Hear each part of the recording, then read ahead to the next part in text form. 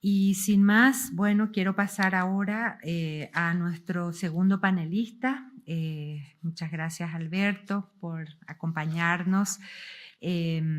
Como les mencioné, él es director de la División de Desarrollo Social en la CEPAL, con una amplísima experiencia en el tema que va a abordar justamente en este panel, que se refiere a el envejecimiento y sostenibilidad de los sistemas de pensiones en América Latina y el Caribe. Y cuando hablo de su amplia experiencia, es que justamente desde su formación, ¿verdad, Alberto? Economista en la Universidad de Chile, doctor en Economía en la Universidad de Pittsburgh, fue ministro de Hacienda de Chile, y cargo que lideró justamente nada más y nada menos que la reforma tributaria del año 2014.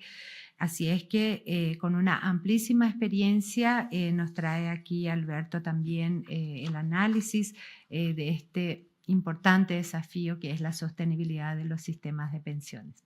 Adelante, Alberto. Bueno, muy buenos días a todas y todos, y muchas gracias, Zulma, por la cariñosa presentación. Agradecer a Simone Cecchini por la gentileza de invitarme, digamos, a este panel, saludar a la y los panelistas del panel también. Y bueno, como decía Zulma, vamos a hablar, digamos, en los próximos 20 minutos sobre la sostenibilidad de los sistemas de pensiones, y voy a atreverme a hablar algo sobre demografía y el envejecimiento, que por cierto, digamos, los especialistas están en esta sala. Bueno, esta presentación se basa en dos libros que hemos publicado en la CEPAL, uno específicamente sobre los sistemas de pensiones en la encrucijada, donde colocamos ahí el desafío para la sostenibilidad en América Latina, y otro que acabamos de editar con una colega, Claudia Robles, en la edición de Desarrollo Social, sobre los sistemas de pensiones no contributivos en América Latina y el Caribe. Y algunos mensajes principales de esta presentación. Bueno, la sostenibilidad de los sistemas de pensiones enfrenta distintos desafíos, exógenos, endógenos. Exógenos propiamente tal, las restricciones fiscales, por cierto, el envejecimiento y por cierto las características del mercado laboral, la informalidad laboral. Y el acelerado envejecimiento, yo diría lo siguiente: el acelerado envejecimiento va a colocar, va a condicionar y va a transformar la protección social en la región.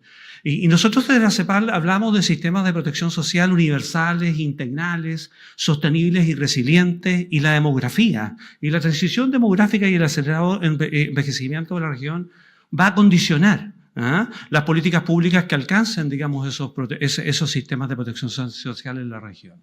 Y en este siglo, la expansión de los sistemas de pensiones no contributivos, hablando en español, es decir, esos sistemas que no le piden a la población que contribuya a la seguridad social o al sistema de pensiones para obtener una prestación, sino que coloca otro tipo de condiciones, han sido la principal transformación en los sistemas de protección social en la región. Y en ese sentido, es posible avanzar en la erradicación de la pobreza en la vejez, y los sistemas de pensiones no contributivos han estado en el centro de esa estrategia, y en especial vamos a mostrar por la sostenibilidad que tienen esos sistemas para que los países los puedan llevar, digamos, adelante. Bueno, la sostenibilidad de los sistemas de pensiones es algún marco conceptual básico. Cuando hablamos de sostenibilidad de los sistemas de pensiones, al final del día hablamos de la capacidad que tienen estos sistemas para cumplir con sus compromisos, y para que esos compromisos los mantengan en el tiempo, es decir, con las distintas generaciones.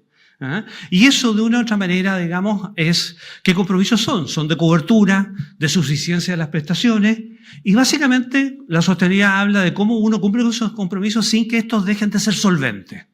Y es por eso, digamos, que de una u otra manera planteamos que la sostenibilidad de los sistemas de pensiones es un concepto que es integral, que tiene al menos tres dimensiones: la cobertura, la suficiencia de las prestaciones y la sostenibilidad financiera. Ahora, ¿cuál es el desafío básicamente de la sostenibilidad de los sistemas de pensiones?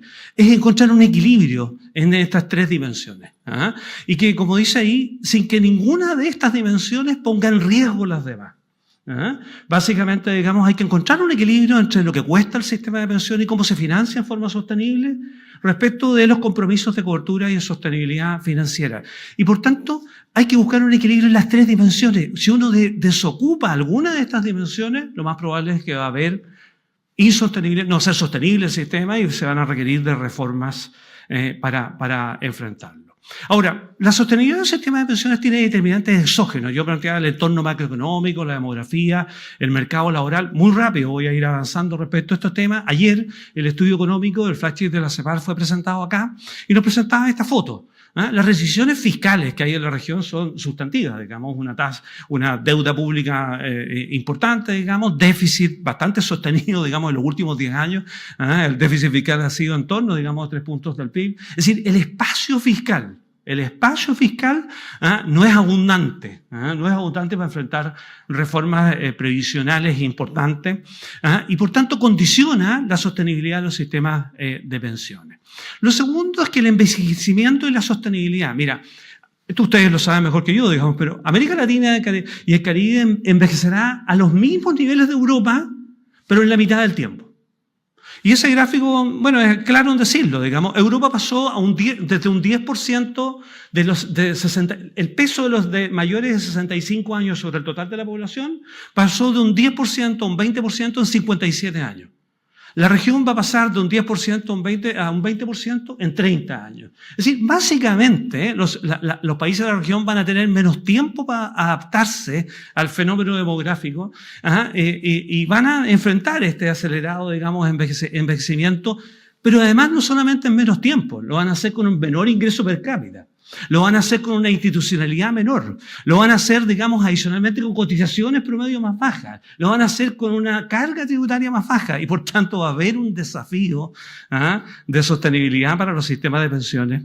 Por cierto, digamos, generado o, digamos, impactado por ese tema, digamos, del envejecimiento. Y aquí les traigo algunos indicadores, digamos, me voy a parar en uno solo. Es decir, si hoy día, digamos, son 68 millones la población de 65 años y más en América Latina y el Caribe, según datos del CELAE, hablemos de 70 millones, mira, este es el ejercicio. Bueno, y en 30 años más, ¿cuántos van a ser? Van a haber 80 millones más de personas. Bueno, yo voy a estar ahí, espero. No sé si el 2055, pero en un ratito más, yo voy a estar ahí. Ahora, pero el tema de fondo, digamos, es que más que se va a duplicar la demanda por sistemas de pensiones en la región. Ese es el desafío de sostenibilidad más importante que hoy día tiene la región. Es decir, cómo le da cobertura a esa población mayor con suficiencia de prestación y con sostenibilidad financiera, digamos. Ahora, pasemos al tercer tema. El mercado laboral. Bueno, ustedes saben que el mercado de las pensiones, los sistemas de pensiones son un espejo de lo que pasa en el mercado del trabajo.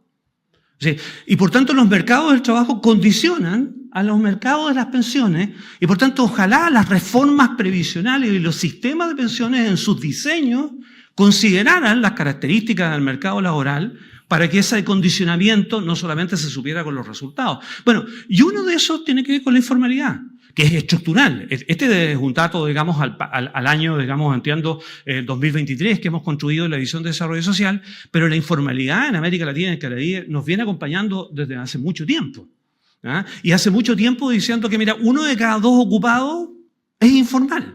Bueno, y si es informal, condiciona los resultados de los sistemas de pensiones contributivos en la región. Y lo vamos a ver un poquitito más adelante por qué decimos eso. Bueno, y la sostenibilidad de los sistemas de pensiones en sus determinantes endógenos, en cobertura, suficiencia de prestaciones y sostenibilidad financiera, los vemos acá, digamos. Cuando uno ve la línea negra, uno ve la cobertura que se llama la cobertura efectiva de activos, los cotizantes sobre la pega. En la pega, ¿quiénes hacen cotizaciones? Bueno, aproximadamente el 50%, 47% hace cotizaciones. No es de extrañarse, dado que si los ocupados, digamos, el 50% son informales, exista una línea media plana, ¿cierto?, en los últimos 10 años de esa cobertura contributiva. Bueno, ¿qué pasa luego entonces con la cobertura de pasivos? Dígamese la cobertura, cómo el sistema de pensiones cubre a la población de 65 años y más. Cuando uno ve la barra azul, es la contributiva, que básicamente el 50% de las personas de 65 años y más tienen una cobertura contributiva. ¿Y por qué ha crecido 23 puntos porcentuales entre el año 2000 y el 2022? Bueno, porque la barra naranja es porque los sistemas de pensiones no contributivos han subido sustantivamente en los últimos 20 años. Y por tanto, bueno, los sistemas de pensiones empiezan a encontrar fórmulas para aumentar la cobertura, digamos, en la vejez. ¿Qué pasa con la suficiencia de las prestaciones? Mira, ahí se habla de las tasas de reemplazo. Bueno, las tasas de reemplazo, bien sencillo, digamos. ¿Cómo la pensión reemplaza la remuneración? ¿En qué porcentaje? Entonces, cuando uno viene con remuneración del mercado laboral, pasa al mercado de las pensiones. Entonces, la tasa de reemplazo, mira, si es un 100%, uno sigue con la misma remuneración, que ahora se llama pensión. Si es un 50%, bueno, hay una baja sustitutividad. Bueno, los sistemas de reparto en la región, en promedio, tienen un 77% de tasa de reemplazo. Los sistemas mixtos que conjugan, digamos, el sistema de reparto con el esquema de capitalización individual, que claramente, digamos, Uruguay, Panamá y Costa Rica, donde es efectivamente, digamos, tiene una concentración pública bastante alta, digamos, casi del 80%, tienen tasas de reemplazo del 83% en promedio. Y los esquemas de capitalización individual tienen en promedio tasas de reemplazo del 40%. Si esa tasa de reemplazo la desagregamos por género, las mujeres son menores, los de los hombres son mayores. Mujeres menores a 40%. Ahora, bueno, el tema de fondo es por qué les coloco esto. Les coloco esto porque si uno se ve, digamos, qué países están intentando buscar reformas, en general las buscan para modificar su esquema de capitalización individual. Porque hay un problema de sostenibilidad, que no se sostiene un sistema que tenga tasas de reemplazo bajas. No porque no sea sostenible financiarlo, no porque no sea, digamos, no cubra la población, es porque efectivamente hay un problema de suficiencia en la prestación. Bueno, ¿y qué pasa en la parte fiscal? Bueno, los gastos en pensiones son crecientes, bueno, ya lo veíamos, digamos, la demografía ayuda a que sean crecientes, ¿cierto? Ahora, tanto por los niveles de cobertura como por la insuficiencia de las prestaciones. Y eso de una u otra manera, digamos, bueno, ahí colocamos el dato 2017-2020, estamos trabajando, digamos, con Juan Vila, que está aquí, digamos, responsable de todas estas estimaciones. Si salen bien será responsabilidad mía y si salen mal son de Juan. Entonces, pero Juan ha estado trabajando, hemos estado trabajando, porque uno de los elementos centrales es decir, bueno, ¿cuánto gastan los países en pensiones? Y que se pongan de acuerdo de dónde están las estadísticas oficiales de pensiones, porque sabemos cuánto gastamos en protección social. Y en pensiones tenemos como 3 instituciones por país que dicen, mira, este es el gasto en pensión. Entonces, poner un estándar, digamos, respecto de cómo por lo menos se informa de cuál es el gasto en pensiones, pero yo le quiero detallar un solo tema. Bueno, voy 12 minutos, me queda algún tiempo. Estamos hablando de 5 puntos del PIB. Estos datos, digamos, de hecho, trabajados con Juan, Fondo Monetario Internacional, ustedes quieren 5 puntos del PIB. Bueno, ustedes, el gasto público en la región del gobierno central es de 21 puntos del PIB. Es decir, estamos hablando de $1 de $4 que se gasta en América Latina y el Caribe, se gasta en pensiones. De eso estamos hablando, y por eso hablamos del entorno macroeconómico de las restricciones fiscales, porque hablar de pensiones es hablar de finanzas públicas. Una reforma al sistema de pensiones involucra puntos del PIB, y en general esos puntos del PIB hay que financiarlos y competir, digamos, con la finanza pública y con otros sectores. Y es por eso que voy a empezar a hablar un poquitito de qué pasa con los sistemas de pensiones no contributivos. Bueno, los sistemas de pensiones no contributivos en la región, déjenme decirle, digamos, del año 2000 al año 2022, crecieron de cubrir a un 3% de la población a un 31% de la población. De cubrir a 1 millón de personas de 65 años de más a cubrir 20 millones de personas. De que había 14 países que tenían estos tipos de sistemas con mucha heterogeneidad, a pasar que hay 29 países, hay 15 países que crearon su sistema de pensiones en los últimos 20 años. Y es por eso que decimos en forma muy concreta que esta es la gran reforma estructural que ha habido en la protección social en la región en los últimos 20 años. Ahora, déjenme decirles lo siguiente, porque esto es poco conocido. Del 100% de las personas que están pensionadas en el año 2000, del 100%, 6,6% tenían una prestación no contributiva. En el año 2022, el 42% de las personas que tienen 65 años y más tienen una prestación no contributiva. Y esto lo único que va a hacer es seguir creciendo. No solamente por los límites de la informalidad y de los sistemas contributivos, que son muy necesarios. Y hay países que lo hacen muy bien y tienen resuelto su sistema de pensiones desde allí, sino que básicamente eso le va a generar al mundo de la vejez una desprotección si es que el Estado no coloca un instrumento o un esquema como un sistema de pensiones no contributivo, como los 29 de los 33 países de la región hoy día ya lo tienen. Ahora, ¿por qué factores explican de una u otra manera, digamos, este crecimiento, estas reformas y estas creaciones? Mira, la primera es que las reformas legales son menos complejas. Es decir, todos hemos estado en algún país en una reforma previsional, en el debate que significa, digamos, ese Parlamento y ese Congreso, con todo respeto, y es de una complejidad muy grande. Porque tomar la decisión si es reparto, es mixto, es paralelo, es de capitalización individual, cuánta parte tiene, cuánto no tiene, es decir, realmente eso no se hace todos los años y es muy difícil de llevar adelante. Los sistemas de pensiones no contributivos no tienen esa complejidad. No tienen esa complejidad. Fijan cobertura, fijan una prestación y básicamente con una conversación con el mundo fiscal respecto de cómo se financia. La economía política, hay acuerdos transversales. Esto no es solamente, digamos, lo que le gusta al equipo A, el equipo B y el equipo C. 29 países de la región tienen el sistema y lo han aprobado en sus parlamentos. La institucionalidad social, hay una viabilidad institucional de llevarlos adelante. Hay una viabilidad financiera, hay sostenibilidad financiera y hay efectos sociales concretos. Cuando uno dice, digamos, que es posible erradicar la pobreza de la vejez, hay efectos sociales concretos.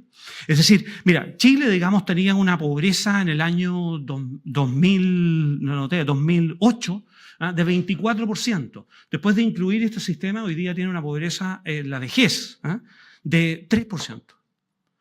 México la bajó de 35 a 17, Bolivia la bajó de 55 a 24 puntos. Es decir, estamos hablando de más de 20 puntos de baja, que por supuesto no se debe solamente a un sistema de pensiones no contributivos, pero que ayudó sustantivamente, digamos, a aquello.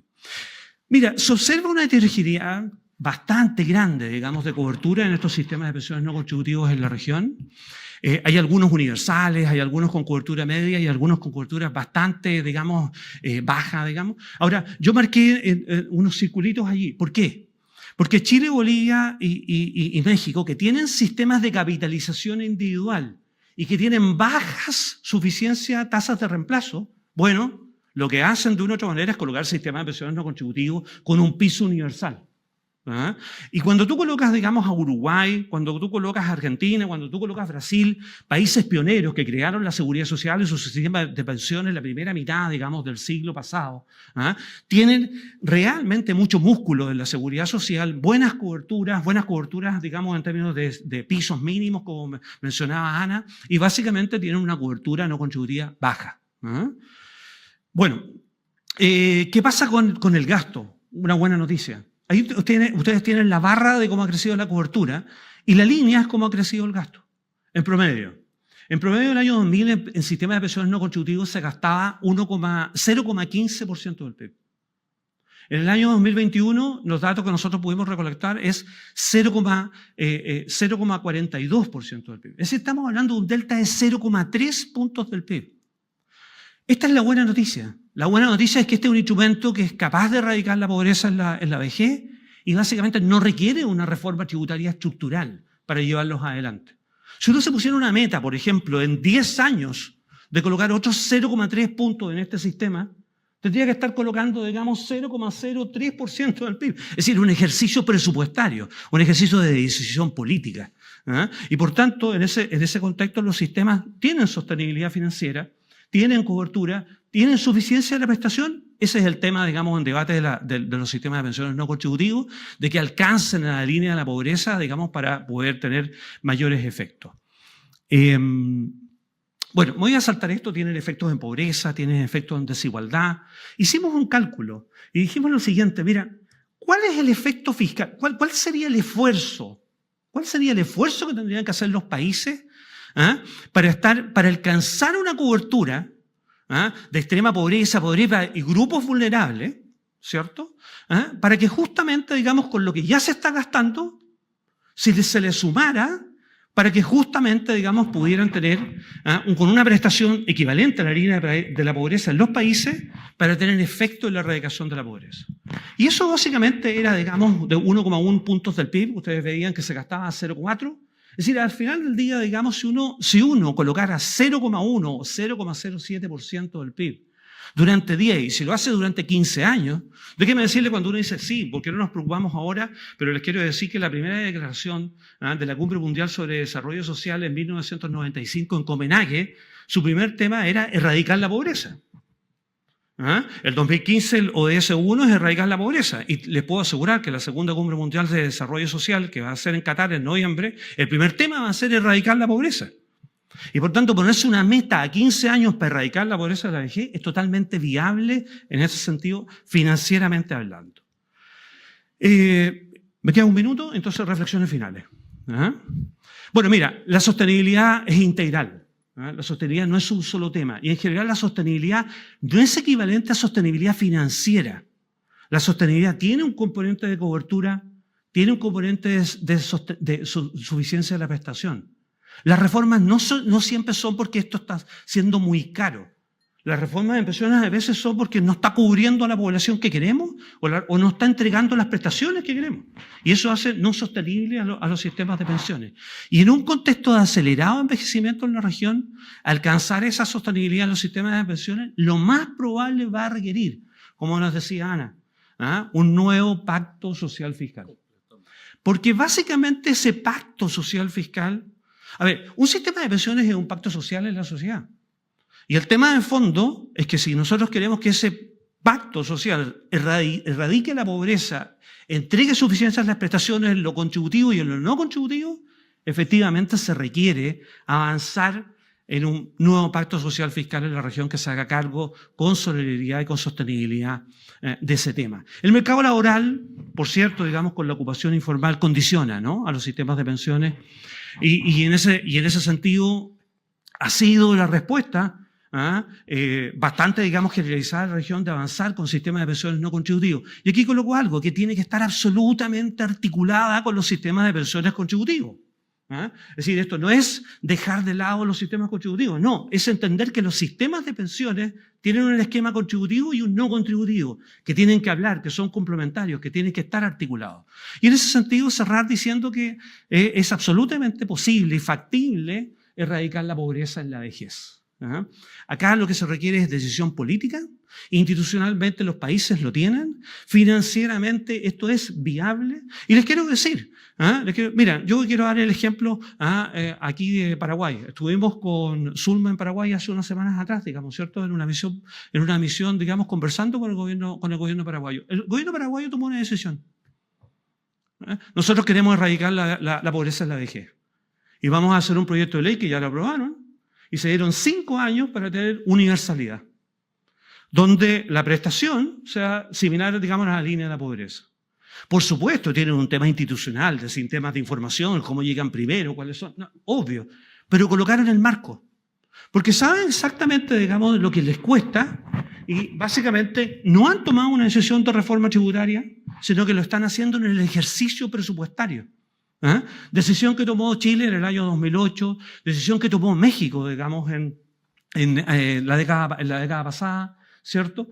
Ese tipo de decisiones son viables. Por cierto, son un desafío técnico, institucional, financiero, genera una economía política, pero a mi juicio, digamos, hay una política que es viable desde los sistemas de pensiones sostenibles para efectivamente avanzar en la erradicación de la pobreza y la vejez, cada vez más importante en el proceso, digamos, de acelerado envejecimiento que tenemos, donde vamos a pasar a tener en 30 años más de 150 millones de personas que van a estar, digamos, en ese grupo etario, siendo el 20% de la población. Muchas gracias.